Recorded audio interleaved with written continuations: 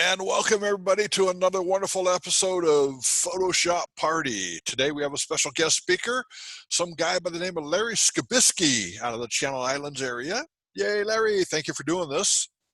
Welcome. And Larry's going to be talking about the NIK Filters. I could give you all his accolades and all that good stuff, but just let you know that he is the current president of the Channel Islands Professional Photographers Association and the current second vice president of Professional Photographers of California. He's also got a few other awards I'm not even going to mention because his head's already big enough because he's got a crowd of 45 right now. So, Larry, I'm going to turn it over to you. Okay, thank you, Michael. Welcome, everybody. Thank you for attending this afternoon. I know everybody. Somebody's got a dog. Somebody's really excited. And thank you for being here today. It's I'm impressed and amazed by how many of you have logged on here. This is not a good time for us, and everybody's, we're muddling through as best we can. As Michael said, I'm currently president of Channel Islands, 5th year, and this is my first year as second vice president of Professional Photographers of California. In addition, I am a PPA counselor, and so if any of you have any questions about PPC or PPA, please direct them to one of the people that are on the board or me. That's fine. And with that, I just want to put out a disclaimer. I do not represent NIK or their parent company, which is DxO. I'm just a fan. I've been using their various software offerings, which NIK has. NIK Collection is just one of their various softwares that they have. I've been using NIK for about 15 years, kind of since their inception, back when they were just a plug-in type of a standalone plug-in or module, I guess, that Nikon's cameras was also a partner in. And so it was part of the Nikon editing software that is proprietary for Nikon cameras. So I guess you guess I'm a Nikon user. So the software itself has gone through different evolutions. They sold out to Google a few years ago, and Google sold it for a while and then decided to give it away free when they put it up on the shelf, and everybody's in a panic because we thought that there was not going to be any more upgrades as far as when software, when computer operating systems would go through changes. The fear was that NIK would no longer work with upgrades of Photoshop and operating system upgrades. And that was true. There started to be some bugs in there, and people were having workarounds with those bugs, trying to make things work as best we could. But eventually they sold to DxO just a couple years ago. And DxO is a company based in France, and don't hold that against them. But they're based in France, and they have some other software offerings that they have too. NIK can be, when it was first offered through NIK software, it was individual modules, and they cost hundreds of dollars, and upgrades cost hundreds of dollars, and many of us spent a lot of money just keeping up with different offerings and upgrades as they came along. NIK can be used as plugins for Lightroom, Photoshop, and PhotoLab, which is one of the offerings from DxO. And PhotoLab is another, basically a raw editing type of program, similar to Lightroom or Adobe Camera Raw, but it has some other features that they don't have. The individual modules that are offered in the NIK collection is actually 7 different modules, and I'll get into those a little bit. But the NIK collection can be used as standalone, as well as I had mentioned before, as plugins for Lightroom, Photoshop, and PhotoLab. I don't know about Affinity. Does anybody use Affinity instead of Photoshop? Raise your hand if you do. I don't see any hands going up. Okay. So anyway, I don't know if it works with Affinity. The current price for all 7 modules is a bargain, I believe, at $149, and it's all 7 modules. And currently there's 45. Go beyond what I'm going to go over today, because today it's just going to be basically an overview of 2 different modules, the Color Effects Pro, and I'll touch on Silver Effects Pro slightly also. But all 7 modules, you can buy all of them for $149. I think it's a bargain. Way cheaper than what I used to pay back 15 and 10, 15 years ago for that. Like I said, there's 45 recorded webinars on the NIK Collection DxO website. So please go beyond today if you need more information, or you can call me or text me. I'd be glad to help you out as best I can. So all 7 modules, I'll name them off. It's Color Effects Pro, which is kind of a general, there's 50 some different effects that can be applied, and a zillion different combinations of them. We'll go over that one quite a bit today. Silver Effects Pro, which is their black and white conversion. It's kind of been the go-to standard for many people who edit their photos in black and white. Analog Effects Pro, which is a classic camera and lens type effects that you can use. HDR Effects Pro, which is used for converting HDR images and making that type of effect. It doesn't seem to be as popular as it was a few years ago, but it's still there. There's other ways of doing that now, including Photoshop itself and Lightroom. Viveza, which is a color correction type of software. Define, which is a noise reduction software. And Sharpener Pro, which is an output sharpening type of program. So all these products are available from DxO, including their, as I mentioned, their Photo Lab, which is a raw conversion type software, Viewpoint, and Film Pack. Viewpoint is a program which corrects distortion in your images, and believe it or not, no matter how good you think your camera and lenses are, there is distortion there always. So that's kind of my go-to program for correcting distortion after I've done so in either Lightroom or in Adobe Camera Raw. Film Pack is it's got different film effects from the olden days, or as Pete Rizak calls it, the new days. What's old is new again. So I'm going to switch over to bring up a screen here that has Photoshop in it. Any questions so far on what I've talked about? The last 2 you mentioned, Viewpoint and Film Pack, where those are NIK filters as well, or is that something else? I'm looking for somebody who's talking here. Jeannie Sparks, I'm right here. Hello. Oh, there you are. Okay. So say again. You said the last 2 you mentioned were Viewpoint and Film Pack, but are those NIK also? Because you said there was 7 in They're NIK. not NIK. They're products offered by DxO. Oh, okay. Yeah, and they are both incorporated within DxO Photo Lab. If you buy Photo Lab, those 2 products are included in Photo Lab. Okay. As I recall. Don't quote me, but I'm pretty sure that's true. All right, thank you. Any other questions? Okay, hearing none. I'm going to switch over to another screen here, and this is going to be a Photoshop screen that should pop up here. And if you guys have any questions, you can send them through the chat room and I will pass them on to him.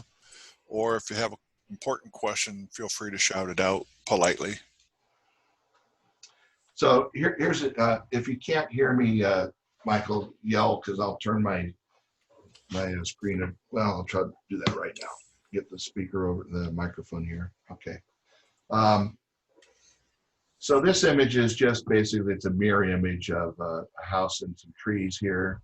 And I wanted to use this as a starting point to bring in some different features. I'm going to go over the interface of Color Effects Pro first, and go over some things on that you, I know some of you have already used NIK, and some of you, this is brand new, and it may be a little bit fast for you, but it'll give you an overview. And like I said, you can always get a hold of me or go to those other webinars, which are available on their website. So this first image here, I'm going to show you how to open up NIK software. And what you don't see on my screen right now is a thing called the NIK selective tool. And I'm going to go over here to File, down to Automate, and you have to have NIK loaded for this to happen in Photoshop. And down here it says NIK Collection Selective Tool. So I'm going to click on that and bring it up, and it brings up this tool box over here, which is like any other pull-out type thing you see in Photoshop. The only problem with this, it doesn't dock with your other things. Like in Photoshop, you can dock your different windows together in any format that you wish. This one does not dock, so I typically don't keep this open all the time on here, or if I do, right up here at the top, and I'm going to bring up a magnifier here. See that little minus thing there? If you click on that, it'll reduce the size. So you can drag it around, put it wherever you want. You can put it right on your image or anywhere you want on the screen. Is everybody able to see my entire Photoshop screen? I want to make sure that I can reduce the size. A lot of head shaking, yes. Yes. Okay. So, and if you want to get rid of this window, this little selection tool, all you gotta do is click the X and it'll go bye-bye. And then you gotta go back into File over here and open up once again the Automate and NIK selection tool, which is now grayed out because it's already active. So I'm going to open that up just for purposes today, but I'm also going to show you another way to get to the NIK filters. And the way you can do that is you can go over to your window here, your filters, and go down to NIK collection, and then open up any module that you would like here. And today we're going to open up Color Effects Pro. And I'll do that from here just this time, and then I'll come back and show you on the NIK selective tool how to do that. So I'm going to click that, and it's going to open up. And I'm using JPEG images here today because they process quicker. I typically don't do that. I use RAW that I convert into using Photoshop. So on the interface here, let's start in the upper left over here. And this is called the filter library. And the filter library has different selections here. Right now I have all selected. It also has different categories here: architecture, wedding, and I'll click on those: architecture, wedding. And this is basically giving you some preset recipes. And then I have some favorites too. And I'll show you how to save those into your favorites: nature, portrait, and travel. These are ones that I guess are typical that photographers use. And so NIK has put them into like a different collection for you. So I'm going to leave all on for right now. That's typically how I use it. And I'm going to start with going through the rest of the interface here. So down at the bottom, you're going to see there's recipes. And I'm going to show you how to do those recipes. These are some of the recipes that I have saved, and I'll show you how to do those. So it also has a history button here. So everything you do is going to show here. Right now it's showing dark and light and center because over here, dark and light and center was the last filter that I used the last time I opened this particular module, Color Effects Pro. and it's showing that that one is active. It's on because the check mark is there. So if I click the check mark, you'll see over here, filter state deactivated. So this is like, I'm going to turn that back on, and once again, it's activated. So this is kind of like the history palette in Photoshop, where it keeps track of your history, and you can go back to any state that you would like just by clicking on it. I can deactivate from here. You can see on the image how it changed, and it's only changing on half, and I'll get to that in a moment. So down here, this is kind of important, this settings module here. There's always the help module down at the bottom, but settings is kind of important that you go to the first time you use this module or any of the NIK modules. You'll have to go into settings. And of course, I'm using English. Split preview I have as my default preview mode. So when NIK opens, it opens with this split preview here. And with the split preview, I can actually drag this left and right and look at how it's affecting my image, the filter or combination of filters. I have gray background selected over here. You can change that to white or gray or black or whatever you want. So anyway, I keep mine on gray because that's typically how I view my photos. Default zoom state is 100%, and the zoom is over here, and we'll get to that later. GPU, graphics processing unit. This is on your computer. If your computer has one, you can check that, and it'll make things go faster as far as processing your images. Make sure that you have that checked if you have a graphic processor unit. I don't know if they even make computers without them anymore, but anyway, check that. Make sure that box is checked. After clicking OK, so after clicking OK, it's apply the filtered effect to a separate layer. That's how I have mine set up. You can also do apply it to the current layer. And what the separate layer does, it actually makes a separate layer for whatever effects you do in whatever module you're in the NIK collection here. So I recommend using it as a separate layer. That way you can change blend modes, you can put a mask on it, you can do various things that are helpful after the fact, after you've applied one of these filters. Improve the NIK collection, you can be on their little thing to help improve, which sends, I guess, information to DxO and filter list settings. These are those categories that I showed you over here in the library under recipes. Go back to recipes. I can't, while this is active. Anyway, you can change what modules you like to look at. There's a macro, landscape. You can change all these to whatever you want, and it'll change it in the order that you put them in here. You can have 6 different categories here. So I'm going to click OK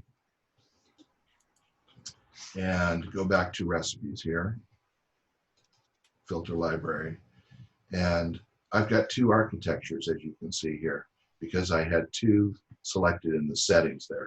So anyway, you can do those whatever way you want. Let's see, where are my notes here? Okay. Okay, up here in the upper right, we've got the zoom. And if you click on zoom, it automatically zooms to 100%. And there's this little box here that you can drag around and go to whatever part of the image you want to see at 100%.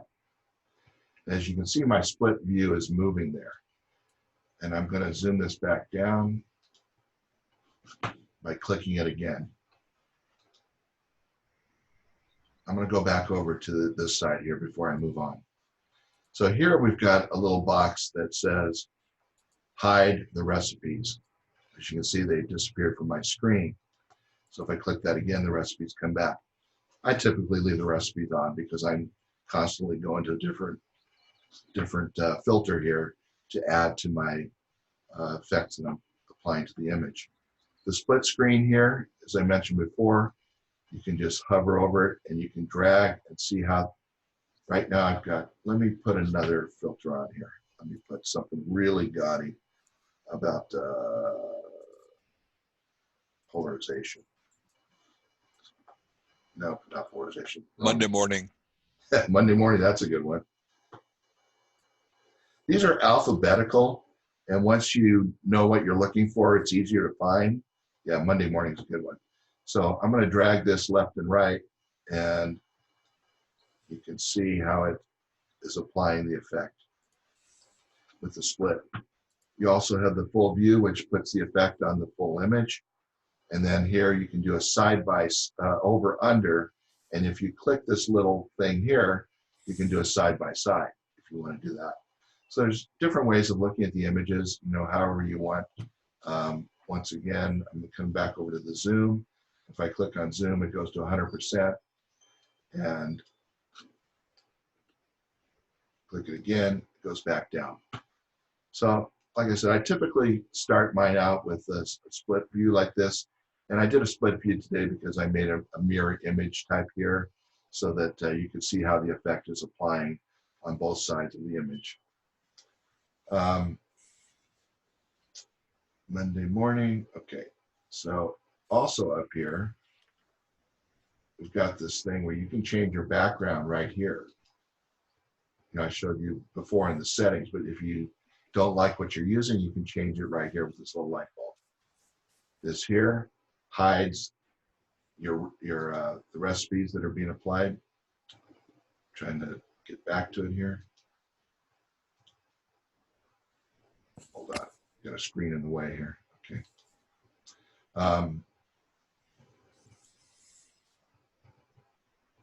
Put that out of the way.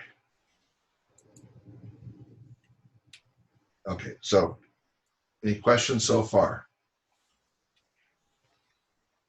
Not yet. Everybody's following along. That's wonderful. You guys must be experienced with this. Okay, so so we have the different views, the split, the compare. Oh, the compare button. I didn't show you that. That's pretty cool. So when you have the full view on here, up here at the top, there's a button that says compare. That's, you know, the before and after, but you have to hold it. It's not going to toggle back and forth. You have to hold it down. Okay. Checking notes here. Okay, let's go back to the zoom here. You can change your zoom setting here by percent. I can go up to 400%, which is kind of ridiculous for this image anyway. You also have the same ability that you do in Photoshop. I'm on a Mac, so I'm gonna be using Mac verbiage here for my keyboard. So Mac, it's Command minus, just like in Photoshop, to reduce the size. And it's Command plus to increase the size. So you have the ability to zoom that way too.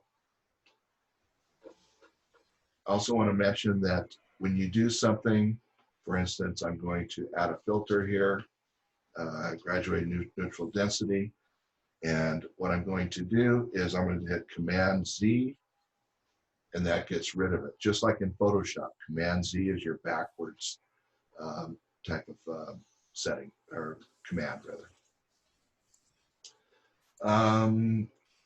So we've gone over the zoom and the background and layers. Okay, so how to add filters. Right now I'm going to eliminate everything. I've got over here, I've got, it says empty filter. There's nothing here affecting this image. I'm going to go back to split screen just for demo purposes here. And I'm going to go through some of these. In fact, I'll probably just go through all of them. And the way I'm going to do that is I'm going to hit, first one here is black and white conversion. I recommend that you don't use this one. You have much more control if you use silver effects as far as your black and white conversion. This one here, the black and white, does not have much to offer other than the color, strength, brightness, and contrast. I'm going to just quickly use this one to talk about, they have this technology they call the U-point technology. It's also referred to as control points. and you'll see it referred to as control points here within the module itself. If you're talking to a software engineer, they call it the U-point technology. And on this one, you can do plus and minus control points. Unfortunately, the control points, and I'm going to show you here. I'm going to click on a minus control point. So I've got black and white selected here for this. And I'm going to click on that, and it's the minus control point or negative control point or don't apply filter control point, whatever you want to call it, has the ability to increase the size of its range of influence. And you can do that by dragging on this slider here. And you can also change the opacity of that influence. Little tiny, I don't know why they use this #1 font or something here, but that's why I'm wearing my reading glasses for this. But you can do the opacity on it too. Right now it's 0. It's not allowing anything through.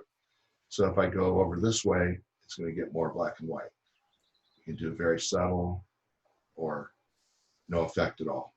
So that's basically the same as applying one of these plus filters over here.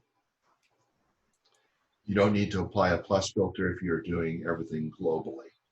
The minus is used to eliminate the effect from specific areas. What it's doing, you don't have the control you do with a brush in Photoshop. I really don't know. If I click on this, you can see how big that circle of influence is.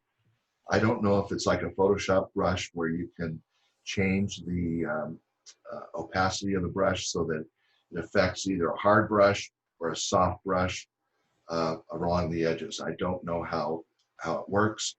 I've never found anything on it, and it must be one of their software secrets. However, you can change the area of influence. As you can see here, I'm just affecting a little bit of the red here, because when it was all the way out here, you can see that some of the effect is happening in the trees here too. This is no longer black and white, so it's not looking specifically at just this one color red pixel. It's looking beyond that a little bit. So to eliminate that, there's different ways of doing it. One way is to reduce the sphere of influence. And here it's just affecting that one small area, as you can see here. Where'd you go? There it is. Okay. So I can just do a small area, and I can drop that control point right on this area here that I don't want it to affect. I can also add more negative control points by coming over here and clicking on this and adding another one. The easiest way to add multiple negative control points, as you can see, the default on this one is a large circle. So I'd have to go like this and make another small circle. So the easiest way is, if I know I just need a small area of influence, what I'll do is I'll click on this, hold my Option key, and click and drag, and I can drop another control point. It just recreates that same one with that same, see it's got that same circle of influence there. So it's only affecting the red here. Over here, I don't think there was much red. You can drop it here, drop another one up here on the house. And I'm getting some bleed over here again. Can you see that? A little bit of bleed over where it's affecting this. So I don't want it to affect that. So what I can do is I can take another negative control point and drop it on that tree. Well, I'm sorry. I needed a positive control point. I did the wrong one. So I'm going to back up, Control Z. I'm going to get a positive control point. Yes, I do want this tree to be black and white. And I do want these bushes around here to be black and white. So I'm going to hold down my Option key again, and I'm going to drag it onto those bushes. And I hope that you're seeing those subtle changes that are happening. I'm just dropping on the bushes. I might want to drop some on this tree trunk here.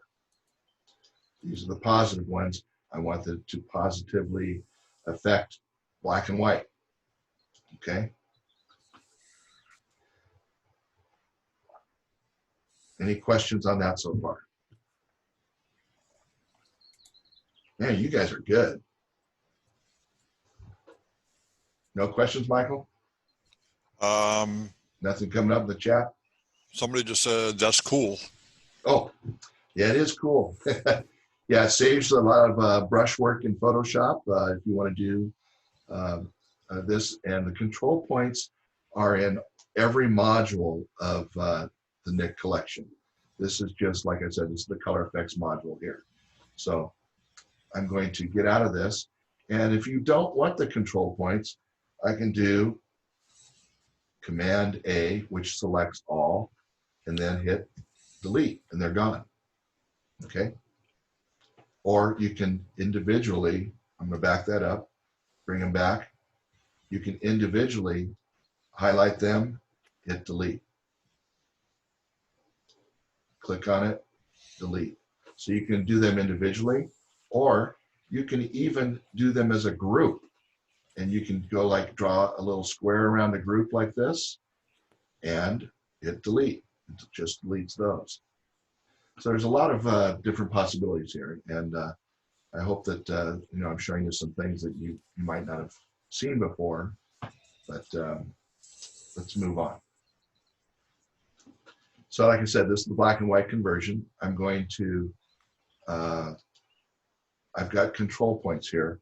So what I'm going to do here, just for kicks, I'm going to go over here and go up to the black and white conversion here, where this little drop down thing is here. I'm going to click on that. Click on that, and it's not allowing me to do. Anyway, I can reset, delete the control points. I can copy the control points, which I just did. Let me show that again. See if I can zoom in on that. It's not letting me zoom in on that command. So anyway, I hope you can see over here, it says copy control points up in the upper right-hand corner. So I'm going to copy those control points, which are here. Copy control points. And then I'm going to add a filter. And the way you add a filter, there's a couple different ways. There's this way here. Click add a filter. And then you've got an empty filter area below your black and white conversion. So I'm going to go down to, well, Mike likes Monday morning. I'll go down to Monday morning again. Click on that. And it's added Monday morning over here under black and white conversion. So each one of these filters has a little bit different commands, a little bit different settings. This one has a color set, which you can change different things here. And unfortunately, you can't scroll down with your arrow key. You actually have to mouse down with your select, to make your selection to change. Let's leave it on violet.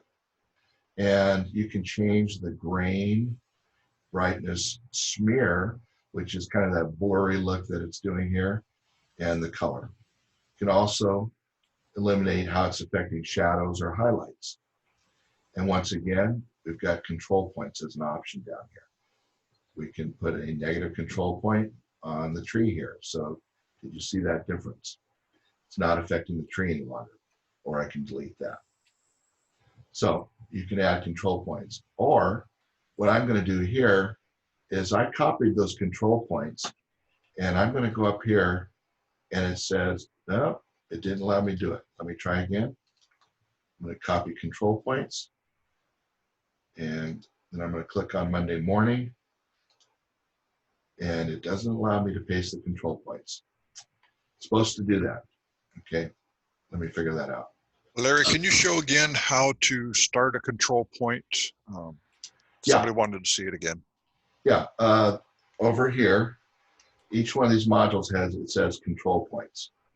And you can start a control point by either clicking on the minus or plus control point. Plus control point means you're applying the effect. Minus means you don't want it on a certain area. So I'm going to click on the minus here, and I'm going to go over here, and I'm going to click on the house, and it's not applying the effect to the house in that area, within that sphere of influence here. So I'm going to widen my sphere of influence. And once again, it's bleeding over into this area here, the trees, and it's not applying the Monday morning to that. If you wanted to apply the Monday morning to that, you go back over, pick up a positive control point, plus control point, put it on the tree. I'm holding the option, clicking and dragging to apply it to the bushes or branches. And does that answer the question of the person? Are they? I believe it does. Okay. So I've got 1, 2, 3, 4 control points here. I've got this one here, which is the negative control point, or don't apply the effect here control point, and that one, and then I've got 3 of the positives. So let's look at another thing here in control points. Control points also has the ability to control the opacity. So I can control it globally here, how it's affecting. I don't do this. I don't use that typically. So another thing you can do here is you can click on this and it shows you the mask for those control points. So it's actually showing here how this is affecting. This is that negative one where I don't want it to affect. And so I can do right here in the mask, I can hold down my option key and add another one of those. So see it's how it's getting all that stuff that I know is red. Okay, but you can see how it's bleeding over here. So the white is where I do want the effect to be applied. So it looks like I got to apply some more. So I'm going to hold down my option key, click on the plus ones, and I'm applying this to wherever it's bleeding over here, where I want it to show the effect. Making that white. Everything white, it's going to show the effect. White reveals, black conceals. Okay. So you can make this very exact, and go through this whole thing. I'm not going to do that. I'm going to click over here again on this thing here to not show the mask, and that's my result. Any questions on that? Okay. So you can see here, it's also got a list of control points. I can switch all the control points on and off with this thing here. It actually looks like a switch. It says switch on and off. Click that, all off, all the control points on. So you can do it before and after like that. And that just does this one effect, as opposed to the globally looking at it in here, where you're doing the compare.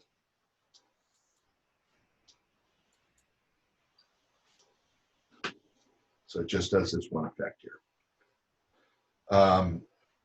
Add a filter. So I showed you how to add a filter here. I'm going to close this little twirly here so I don't look at all the control points. And I'm going to say add a filter. Once again, you can add a filter this way, or the shortcut way is to hold your shift key down. Don't forget to do this, because if you do, let me show you what happens if you do. I'm not going to hold my shift key down. I'm going to hold on this Film Effects Nostalgic. I'm going to click that, and that's going to add another filter here, and you can see what it's doing there on the right. But what it did was it eliminated my last filter that I'd worked so hard on putting on those control points. So I'm going to do a Command Z and say, oh man, I goofed up. Command Z will bring back my Monday morning over here. So that's back. So I'm going to hold the shift key. Like I said, you can do the add a filter over here, or if you hold your shift key and click on something, add effects, it's now the third one here, and it's stacked in with these others. And let me just show you something here real quickly. You can change the order that these effects are being applied. Unfortunately, it's not like Photoshop layers, but it's kind of similar. Photoshop layers, you can change the opacity of each layer. You can't really do that except through the using the control points on here, or the strength of the effect on, for instance, this one here has its film strength. So you can go back to these, you can edit them anytime. I can go back to black and white conversion and say I want it brighter.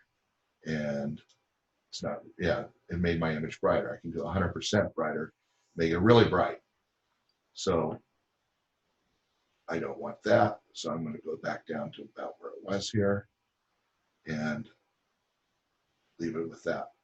What you can do though, you can change the order that you have your layers of filters here. I'll call it layers of filters. I can put this film effect, I can drag this up to the top. So the film effects is now the first one being applied. It changed the whole look here. So you have the ability to change how you have these stacked and how they affect your image. So, but you don't have a global layer type of opacity or blending mode that you do in Photoshop. That being said, you do have the ability in Photoshop to just use these individually, these effects, and make individual layers in Photoshop of each effect. And that'll just make your Photoshop file bigger, but you can use them individually, change the opacity, change the blending modes. And I don't know if I'm gonna have time to show you that, but it looks like this is going a little long here, Michael. I'm sorry. Can I go on a little bit further? Yeah, can you dig into some of the filters you use on a regular basis, just to show off the filters? Okay, I think I've got pretty much the idea of the interface there and how to do them. What I'll show you real quickly though here is I just did a bunch of filters and I really liked what I did. So I'm gonna click here and it says save recipe. And this box pops up that says name your recipe. And I'm gonna call it webinar, which I can't spell. Webinar. Click OK, and then that's going to put it over here in my recipes. Automatically, it opens up recipes, puts it at the bottom of my recipe list. Right down here, it says webinar. Webinar 1, webinar. So you can change the recipe here real quick. I'm just going to show you what happens. I'm looking at this recipe here. I don't even know the name of it. But if I click on that, I get a warning box that says, hey, you can do this, but it's going to replace all the filters you currently have stacked up over here. And I say, yeah, I want to do that. I also have the ability to click this and say, I don't want to ever see this warning box again. So I'm going to click yes, and it's going to change my entire recipe. As you can see, this recipe has a whole bunch of other stuff on it. Okay, so I'm going to get into the filter library now. Any questions on that? You can create as many recipes as you want. If somebody has the older version of NIK Filters, would you recommend that they purchase the new version, or is there that much of a change? No, as I mentioned, they are making improvements all the time. They are sending out presets. Like I said, in these different categories, you're getting a lot of new presets being added all the time as people contribute them to their company, and they develop their own within. So you have the ability to keep up with the upgrades.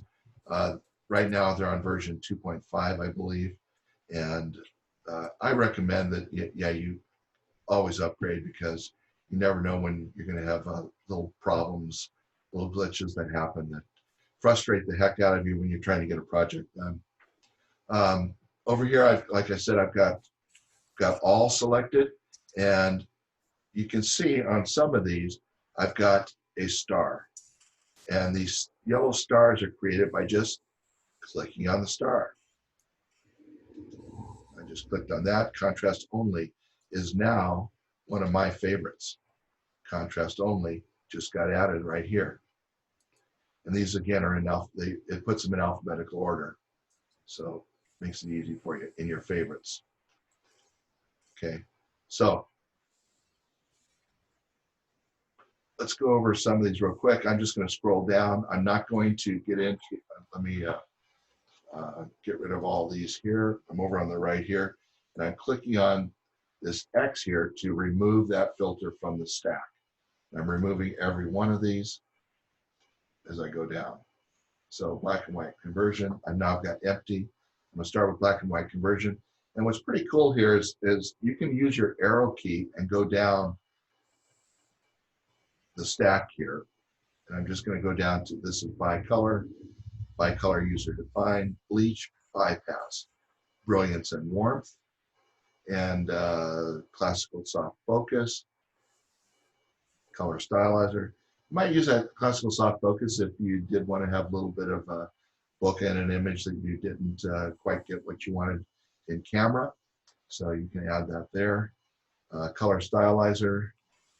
All these have multiple things. So for instance, this is colorize. I'm going to go back over here to the right just to show you. A lot of these have drop downs like this, and you can just go through and find a starting point of what you like. Okay, so colorizer, contrast color range. And as I'm going through these, it's replacing in the right-hand side there because I'm not saying add filter. I am not holding my shift key. I'm just using a down arrow on my keyboard. This is dark contrast. Here's one that I know Michael and I have talked about that we both use quite a bit. And I'll just demo this one real quick here. I'm going to go to full image here. Right now, it has default settings here. The luminosity of the center is 25%. The border luminosity is at minus 50%. The center size, 55%. So these are the defaults. It also has a drop down here, which has either a square or a oblong type of effect here. I'm going to put it on oblong for this just for now. The center luminosity, I'm going to crank that up and you can see how it gets way brighter. The default, like I said, this is down to minus 100. Default on that. You can get back to it by double clicking on the little slider bar, and it goes back to 25%. The border luminosity, if I want it to be darker on my borders, I can drag it to the left. I want my borders to be bright and my center to be dark, I can go like that. And center luminosity down. I'm going to double click on those to bring them back to the default. The center size, I can make the center really small, 10%, or make the center 100% where it's covering the whole image. Default, I believe, was 55%. Again, you can use control points here. So don't forget about these. That's a dark and lighten. And I use that on pretty much every image just to get that vignetting type of look. I'll use it to varying degrees. And you can also, well, let's skip that. Let's go down to detail extractor, which is pretty cool for getting details where you want more. Duplex, dynamic soft focus. I've got a dynamic skin softener rather. Can be used on portrait type things. Film effects, more film effects type things. Film grain, if you want to add grain to your thing. If you want to add some fog, of course you probably wouldn't want it on the whole image, so you may end up putting it on part of the image. Foliage, this makes things greener. If you want it greener, there's real green. Glamour glow, adds a little glow effect. Graduated filters, that's got different colors. You can see how it's bluer up at the top here now. That's because this thing here is blue. I can change it to orange if I want. Oh, you could use that on a sunset. Really? Yeah, make a nice sunset. It's kind of cheating, but it's okay. We've got graduated user defined, where you can define the color that you want to make graduated. High key, you might use this to help with some of your high key portraits that you do. Image borders, this has got a lot of different borders here. This currently on type 1 is the default, and as you scroll down here, you can see you got a lot of different image borders. Let's leave it on 7. And you've got the ability over here to change the size, the spread. You see that? That's the size. This is how far that it spreads, and whether it's clean or rough. Clean makes a more bit of a sharper thing. So 7 is the one that's currently on there. 1 is the default that pops up. Image borders, we've got Indian summer. Well, you wanted a fall day, didn't have it, so there's your fall day. You can change over here how much it affects and the color range that it affects on your greenery. You can enhance the foliage by doing the slider over here. Not so much. And there's a lot. Once again, you can apply control points. Of course, you wouldn't want the house to be orange, so you apply a control point to the house and make that not so it's more back red where it was. Indian summer, infrared, simulates infrared film, ink. You've got levels and curves, works like levels and curves in Photoshop. Use Photoshop levels and curves instead. Low key, midnight, Monday morning, old photo, paper toner, pastel, photo stylizer. There's a Polaroid thing. You can have different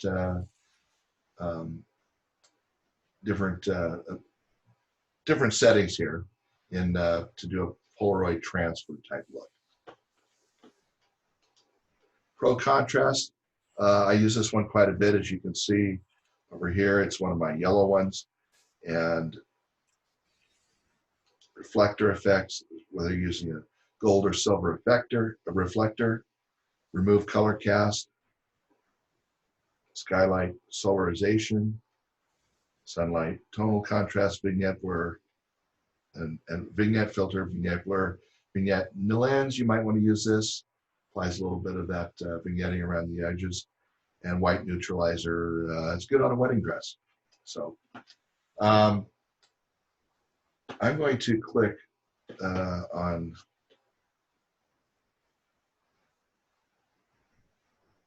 We got about 5 minutes left, Larry. Got it. Okay. So I'm going to click on this. I'm going to add a couple filters here. I'm going to add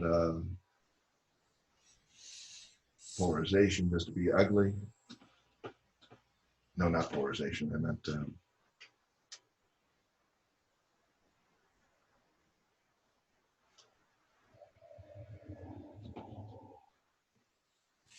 so I'm going to click down here on the lower left, and you can see there's brush, cancel, and OK. So I'm going to click on brush just to show you that. So if I click on brush, what it's going back to is this NIK selective tool. If you did not have the NIK selective tool open, it will open it for you when you click brush. So in here down at the bottom, you can't see it until I open this bigger. Come on, open this, open this. Oh, it's still applying the effect down here. So it's stacking all those different filters together and it's saving it here.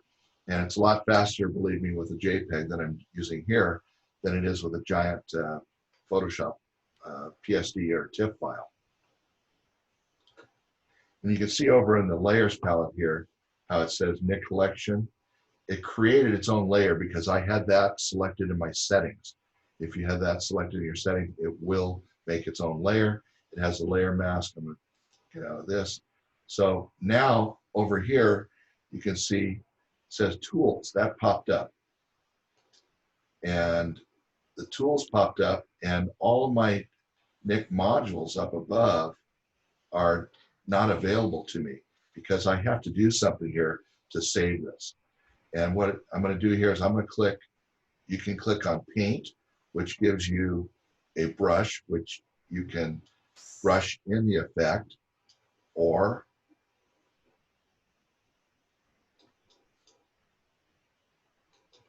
you can do fill, which will fill the entire image. You can do erase, which will give you a brush to erase the effect from where you applied it, or you can do clear to clear everything out and start over. So I'm going to do fill, and over here it says apply. Move this over a little bit.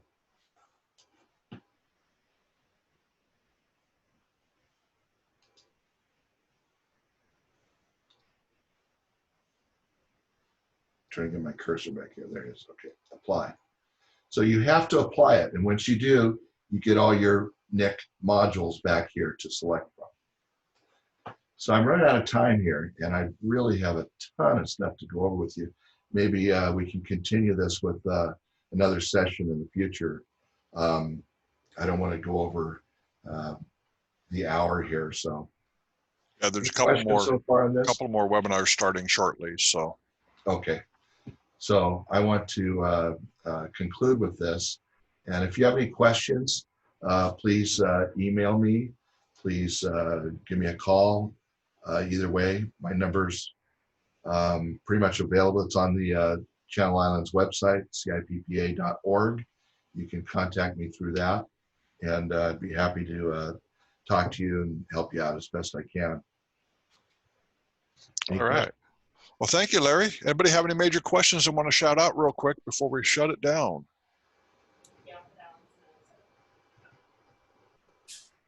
Going once? Just a thank you. Well, thank you for thanking him. Larry. Awesome. Thank you, Larry. Thank you, Larry. Really You're very appreciate it. welcome. Yeah. I learned some new things. I appreciate that. Okay, good. Good. And next week, we're going to have one day only. We're going to have Tuesday. It's going to be our Photoshop party day. Thursday, I have to photograph a drive-by graduation that I'm volunteering for. So I'm going to do a drive-by shooting. So hopefully we'll see you guys on Tuesday next week. And thanks for joining. Have a wonderful day. Everybody. Thank you, everyone. Good to see you all.